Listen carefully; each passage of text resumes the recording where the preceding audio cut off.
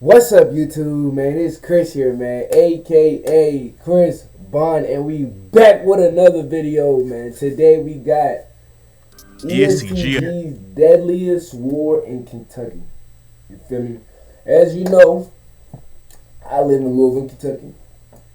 I grew up in Maine, but I'm originally from Congo, if you get what I mean. You feel me? So I'm trying to know what this war's talk about. EST Gee, deadly war in Kentucky. Hey, EST Gee is really a big name out here. I'm not gonna lie, like he's a big name. He's a big influence to the kids out here, like. So whatever they got going on over there. At a huge concert at the KFC Yum Center in his hometown of Louisville. The police knew there might be some issues with the show because EST Gee is so close to the streets, so they brought in a ton of cops to keep everything under control. The police brought in a special team, SWAT, and an air unit just to handle the concert. But that still didn't stop EST Gee's manager, EST Gee, from getting killed later that night. The show went off without any problems, and it seemed like everything was good. But a few hours later, EST Gee was found shot to death in his whip, just a few blocks away from the KFC Yum Center. Some people claim that EST Gee didn't have any beef in the city, and he just got caught up in EST Gee's drama. But other sources say that EST Gee had drama in the streets too, and the ops caught him because EST Gee got his money up and wasn't moving smart. It's not clear exactly how it went down or who pulled the trigger on EST Gee, but he wasn't the only loss that EST took in 2024. A month later, EST Lil Mike was on the 900 block of Baxter Avenue in the Highlands neighborhood of Louisville when the ops pulled up and started shooting.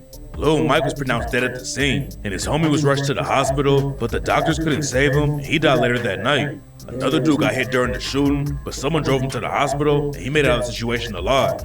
EST Lil Mike was a huge loss for the crew. He wasn't buzzing in the rap game like EST Gee, but Lil Mike had been rapping for a few years and took shots at the ops like on the track Beat the Street when he rapped. They hate me cause they cannot fuck with me on their worst day. Pull onside his whip, he gon' take shots like it's his birthday. And I heard, it's only one way to deal with the pain. Go and put something down.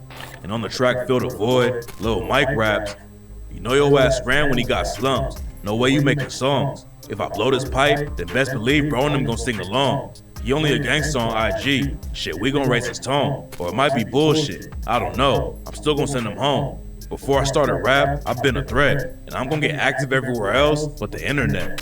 It's not clear exactly what happened with Lil Mike, but EST Gee made it sound like Lil They talking crazy, man. Mike got the drop on his ops and accidentally shot himself somehow.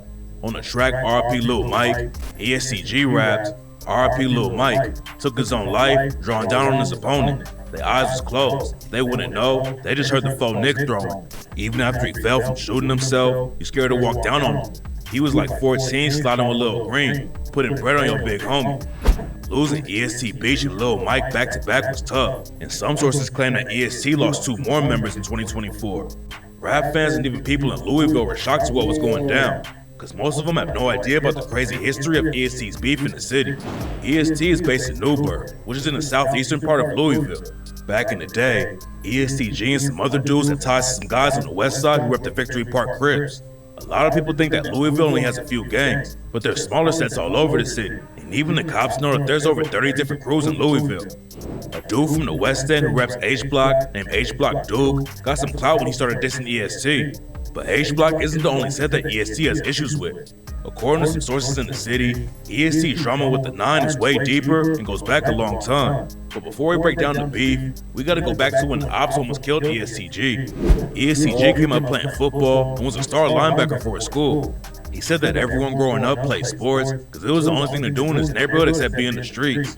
But Gee was actually good and went to an all-Catholic high school called St. Xavier, where he was a first-team all-star player. While he was still in high school, he was ranked the top linebacker in Kentucky with 98 solo tackles and 5 forced fumbles. He was so good that EST Gee ended up getting a scholarship to play for Indiana State University, which made him the first person in the family to make it into college. EST Gee's family was caught up in the streets, and by the time his dad was 11 years old, he had a gold tooth, a tattoo, and had already been shot. It looked like EST Gee was going to break out of the trenches and might even make it to the NFL. He played a couple of seasons at Indiana State University, then he transferred to another school, and that's when the situation went left. EST Gee wasn't just putting in work on the field. And he's cold on the field. What the fuck? Everyone thought he was focusing on football, but on the side, he was moving weight, and the feds caught him in 2016 with 12 pounds of weed and a bunch of dirty money.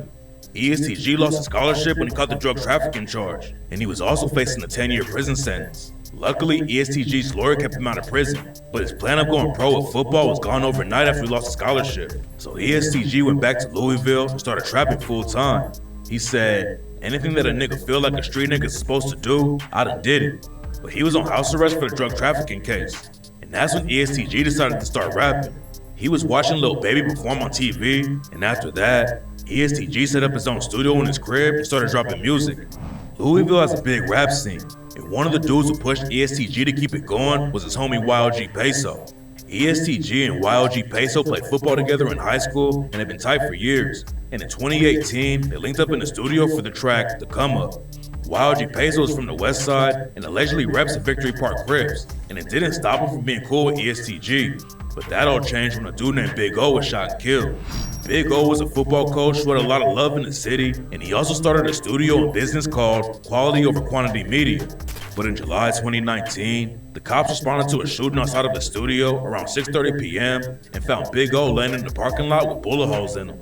They rushed him to the hospital, but Big O tragically didn't make it out alive. Big O's death had a big impact on the city. He coached a youth football team and was known all over the community, and that's what made the murder so shocking. There's a lot of different rumors about what went down, but some people think that EST dudes got into it with some guys from the West End, and the situation went left. Somebody started shooting, and Big O got hit, but the cops don't think he was a target. After that, EST Gee had a falling out with YOG Peso, and that's when the violence really started to pop off. EST Gee was blowing up in the rap game at the same time, but a few months later, the ops slid on him after he shot a music video and almost took him out. EST Gee had linked up with a rapper from Detroit named Sada Baby, and Sada Baby came to Louisville so they could shoot a music video. Everything was cool, they were shooting the video, but right after Sada Baby left in his whip, the ops pulled up on EST Gee and aired out his whip. EST Gee got hit 4 times in the stomach, and another bullet bounced off the whip and hit his eye too. EST Gee's brother was in the whip with him and caught a bullet in the leg. But EST Gee's brother kept EST Gee awake until they could get to the hospital. At first it looked like EST Gee might not make it out, but luckily the doctors were able to patch him up, and he's been a couple weeks in the hospital. He came home fast, but EST Gee had to spend a few months recovering and got surgery on his eye so he wouldn't lose his vision. After the shooting, EST Gee had a falling out with Sada Baby, and there were rumors that he might have been involved somehow. Once he started blowing up in the industry, Gee got cool with 42 Dugg after they signed to Yo Gotti's label CMG, and they even dropped a collab album together in 2022. 42 Dugg is also from Detroit and has beef with Sada Baby, so some people thought Sada Baby might have somehow been connected to Gee getting shot. But according to Sada Baby, he had nothing to do with the shooting, and he fell out with EST Gee for a completely different reason. Sada Baby said he was ranting on social media about XXL magazine because he was mad his music wasn't getting more coverage. Sada Baby didn't name anyone directly, but said that some of the people on XXL who had their first million-view video was a track that he was featured on. Sada Baby was clearly talking about EST Gee since their track together was one of Gee's first big songs, although Sada claimed he didn't mean it like that. Gee still took it personally and clapped back by telling Sada Baby he didn't need him to get on. Ever since then, they haven't spoken. But Sada Baby said that he had nothing to do with the shooting in Louisville and that it was related to whatever Gee had going on in the streets. EST Gee didn't let the shooting slow him down though. He had already recorded a bunch of music before the shooting happened, so he was able to keep dropping while he recovered. Then EST Gee hopped back in the booth for the track Nathaniel Forrest and rapped, "Blood in my eyes, feel it's my time, Rico speeding trying to drive. Talking loud, looked in my eyes and told me, bitch, you better not die. 4 on my side, 1 in my eye, karma gon' come back around. Out the car rear, walk him down, fast investigating us now." EST allegedly clapped back after EST Gee got hit up, and in 2020, EST Gee's homie Lil Cotta shot and killed a dude named The Real Lil B at his crib. Unfortunately, The Real Lil B wasn't the only one who got hit though, and Lil Cotta also killed The Real Lil B's 3-year-old daughter Trinity. And in the same year, EST's ops allegedly clapped back and killed EST Gee's homie Austin Floyd, aka Lil Red. Lil Red was one of EST Gee's closest friends, and his death was a major loss for the crew. In 2022, EST Gee linked up with 42 Dugg for a collab project, and on the track Everybody Shooters 2, EST Gee raps, "You find out you can hustle, you a killer all this summer. Sometimes I wish I could've left with Red, God made me suffer, but pressure made me tougher. When it's smoke, I don't be ducking. You see me out in public with it out, I never tuck it." EST and their ops had already been going back and forth and leaving bodies on both sides, but the hit on The Real Lil B is when the cops really started paying attention.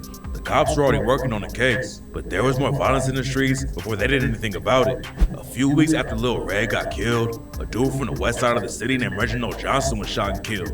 A dude from Newburgh was booked for pulling the trigger on Reginald Johnson, but later the whole case got thrown out. Lil Cata ended up getting booked for killing the real Lil B and his daughter, but at the same time, EST Gee was getting even bigger in the rap game.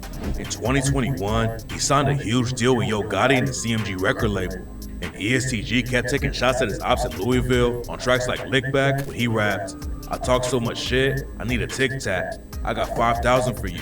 Help me set this wolf trap. Started a new strain, smoking your man. This here a wolf pack. Up on the score, but we still active like we on get back. Only thing gonna take that pain away is if you get racks. Forever get my lick back." EST Gee's ops were taking shots at him too though. H-Block Duke made a lot of noise when he dissed the EST crew, but before he hopped in the booth and dissed them, EST's other ops from the 9 had already been taking shots at them in the studio.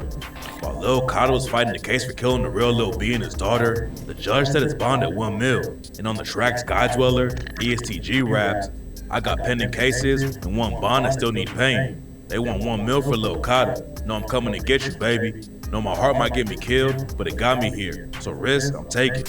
The judge ended up dropping the bond for Lil Cata down to $300K. So EST Gee, his manager Eric Mosley, and an executive from Atlantic Records paid the bond and helped Lil Cata get out. The freedom didn't last though, because in 2022, Lil Cata was convicted of killing the real Lil B and his daughter Trinity, and the judge sentenced him to life in prison. Lil Cata getting hit with a life sentence was tough, but the cops weren't finished with the crew yet.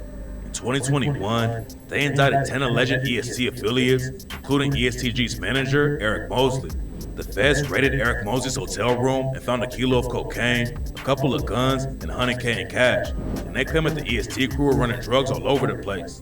EST Gee's crew was taking some big hits, but what a lot of people didn't know was how much EST Gee had already been through. In 2019, he lost his mom to cancer, and then EST Gee lost Lil Red less than a year later. Some sources claim that Austin, aka Lil Red, was EST Gee's blood brother, and on the track Lamborghini G-Ski, he rapped, "Austin passed, I spent the whole next week and a half on market. Whoever out gets slaughtered. It been getting hard with our target. A link up with the bosses, I've been slimy since I started. Knew he wanted his nose wiped cause he kept coughing. I get money and throw crosses. Am I sacrilegious? Can't call yourself one of my little brothers, you ain't whacked a nigga." Losing his mom was also a major loss for Gee. She always wanted to see him make it as an athlete, and he felt like he let her down when he lost his scholarship. But she passed away before he really blew up as a rapper. He even raps about it on the outro to his new album, where he raps, "My mama died before I got famous, ain't seen me get big. I ain't get to thank her, putting me on game about how these bitches is." By 2021, a lot of bodies had already dropped on both sides, and then H-Block Duke hopped into the situation.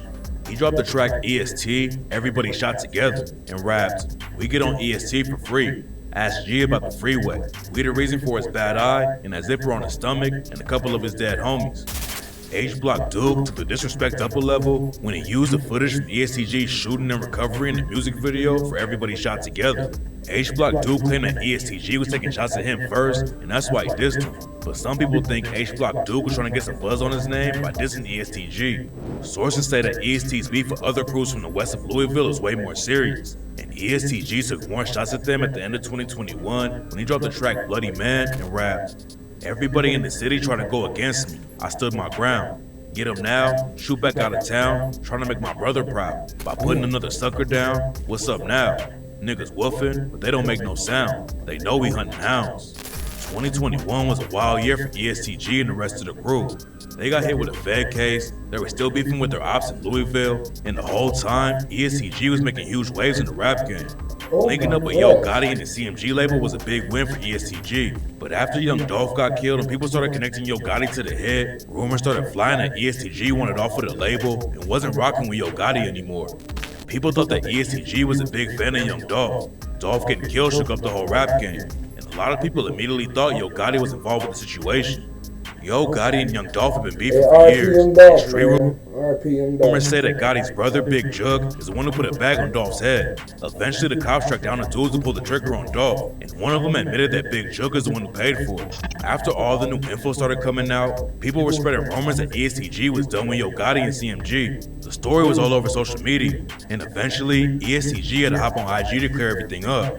He told everyone to stop making videos about him and Yo Gotti and said that he loves Gotti and wasn't leaving CMG. And in January 2025, EST Gee dropped his album I Ain't Feeling You, and CMG was still listed as his label.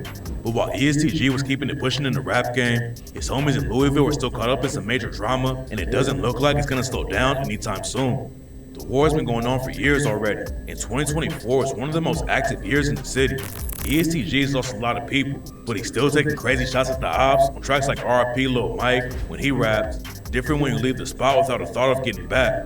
Two energies don't match. You want a name, he want a stat. Then another one, and another one, and another one after that. It's new niggas that think how since they in it, the score supposed to reset. So fuck keeping score. It's gonna be wars till it's just us left. Learn as a little boy. Applying force is what gets you respect. Hopefully EST Gee just focuses on the rap game and gets more of his homies out of the trenches. But right now it seems like EST is still gonna keep sliding on the ops and turning Louisville into a war zone. Hey man, thank y'all for watching this video. RIP to all the dead people. May this war stop soon. Feel me? But yeah, that's how we gonna do. That's what we gonna do. That's what we gonna do. Thank y'all for watching. Subscribe for me, like this video, and I'm gonna catch y'all in the next one.